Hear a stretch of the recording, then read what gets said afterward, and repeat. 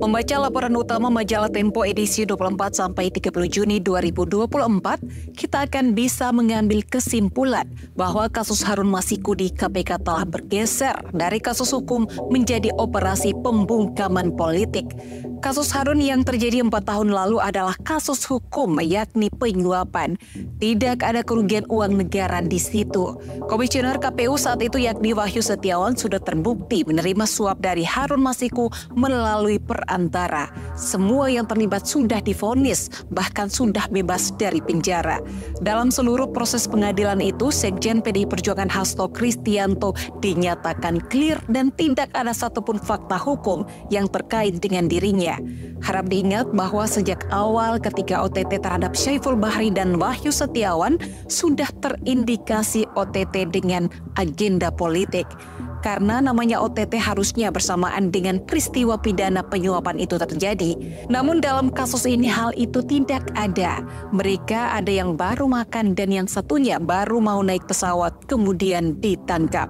Apalagi dari edisi bocor Alus Politik Tempo tanggal 22 Juni 2024, seperti informasi yang disampaikan oleh Ricky Ferdianto, redaktur hukum Tempo, menunjukkan bahwa kasus Harun Masiku itu disengaja sebagai operasi untuk menguji coba kepemimpinan KPK di bawah Firly Bahuri yang baru menjabat waktu itu.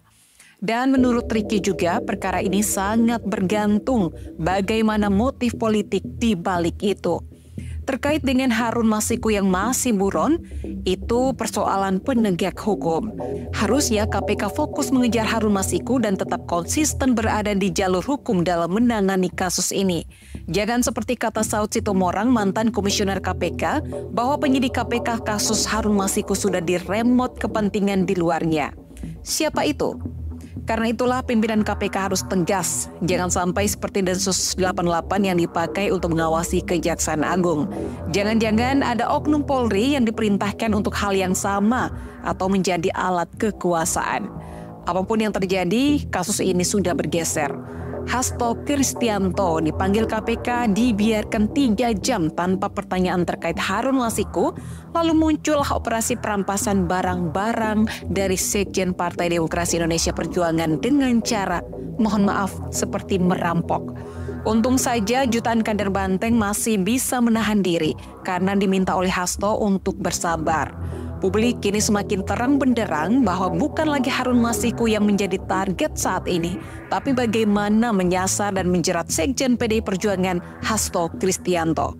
Laporan utama majalah Tempo menyebut beberapa alasannya, karena sikap Sekjen PDI Perjuangan Hasto Kristianto yang keras pada Jokowi dan lingkaran kekuasaannya.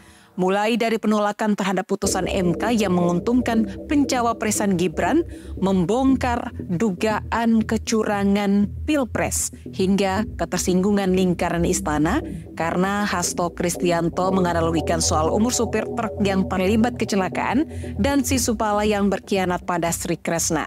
Meskipun Hasto Kristianto tidak menyebut nama, tapi istana sudah kalang kabut dan baper. Yang dimaksud adalah Gibran dan Jokowi. Hasto Kristianto juga dituduh menjadi penghalangan komunikasi Jokowi dan Ibu Megawati. Hasto harus dibungkam, Hasto harus disingkirkan. Cari kasus-kasus yang bisa menjeratnya. Mau kasus lama atau kasus baru, pokoknya orang itu harus masuk.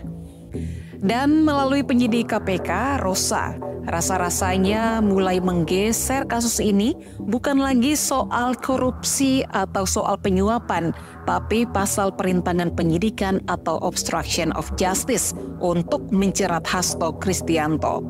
Bukan lagi Harun Masiku yang ditarget, tapi Hasto Kristianto.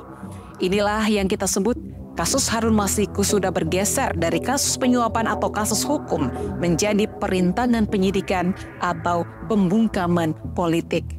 Dan sudah pasti, kasus perintangan penyidikan ini sangat subjektif. Itu tergantung pada subjektivitas penyidik atau pihak-pihak yang bisa memerintah penyidik itu. Siapa yang dianggap merintangi penyidikan? Siapa yang bisa dituduh tidak kooperatif? Semuanya tergantung penyidiknya. Makanya subjektivitas hingga bias penyidik di sini sangat dominan. Mengapa Harun Masiku dan kasus penyuapannya digeser?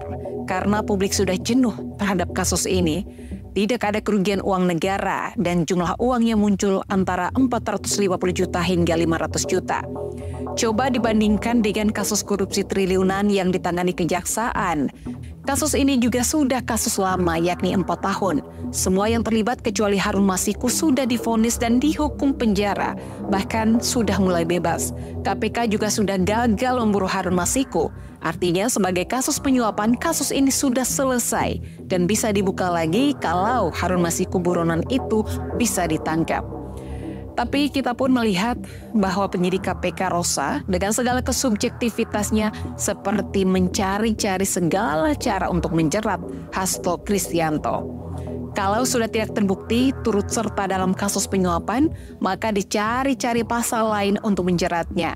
Harun Masiku gagal ditangkap sebenarnya tanggung jawab besar KPK.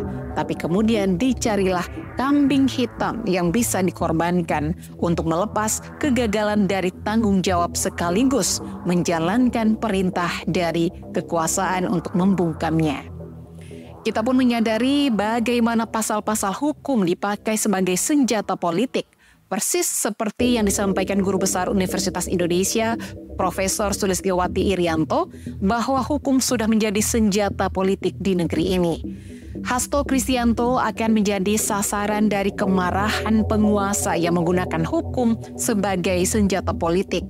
Hasto Kristianto dibidik bukan karena dia terlibat kasus Harun Masiku, tapi karena dianggap membahayakan bagi penguasa saat ini.